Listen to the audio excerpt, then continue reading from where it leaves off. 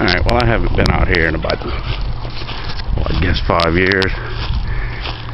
So it's a big field we have. It has a few animals in it, but there are a few tractors up here. It's a style John Deere Model B, which is,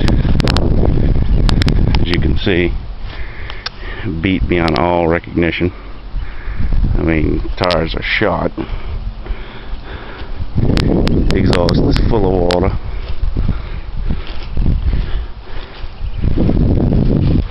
It's just bad. It's very, very bad. But, well, as you would think, stuck. Fordson, which is a tractor you don't see very often down here. Same condition. I mean, pretty much all these tractors are just parts tractors. Front wheels have collapsed. Engine seized.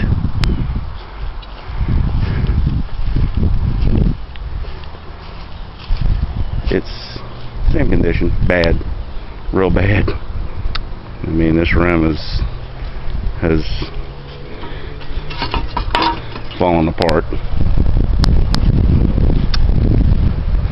And then, surprise, another WK-40.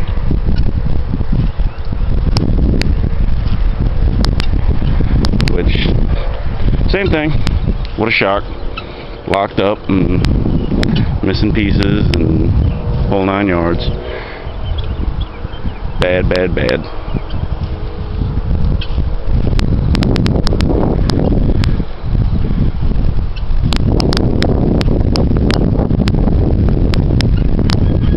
Like I said, this is the first time I've been out here in 5 years.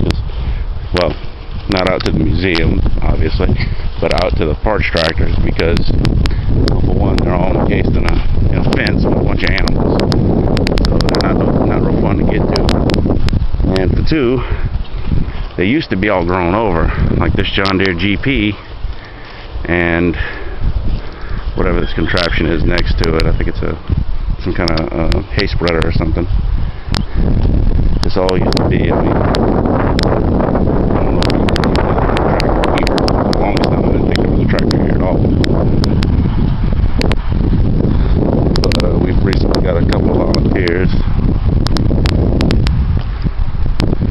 and namely Mr. Danny Foray, come out here and clean the place up and have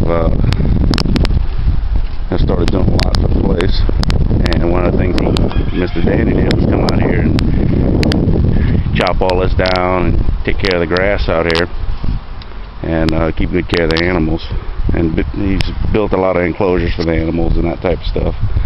But yeah, I mean, not a whole lot to see out here. Just wanted to show y'all what was out here. And we have another GP in the shed. It's halfway complete. I tore it apart years ago trying to get it running.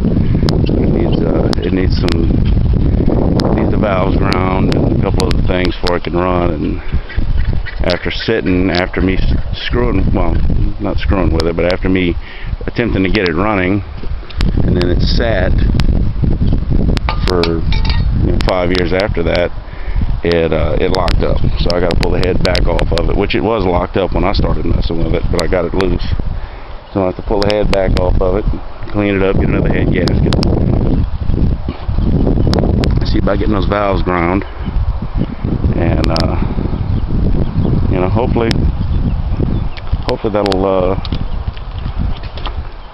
that'll do some good. Hopefully I can get that thing running. Now this is something I've never noticed in this tractor. It's a PTO on this GP.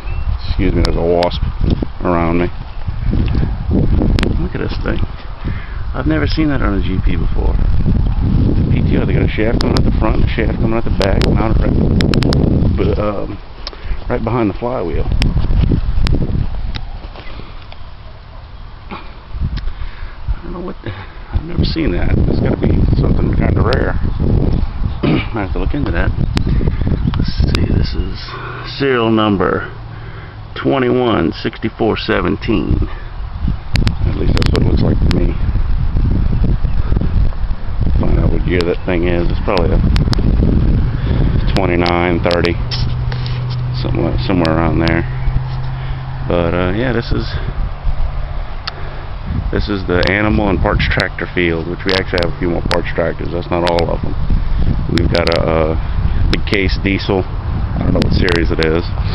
Case, I want to say it's a VA. And big Farmall M. Alice Chalmers UC. And I'll show you all of those another day. I'm a little beat today. I'm ready to go home. Plus there's people here and I'm walking around my camera. People think I'm talking to myself. So, but yeah, this is it. This is kind of an overview of the place. And well, actually, give you kind of a perspective. I'm pointing the camera directly through that building is where that big engine and the compressor's at that I've been working on.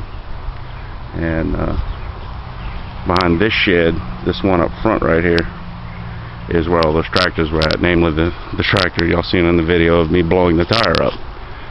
So that kind of gives y'all perspective. And then the building you see on top of all this is the store, the gift shop.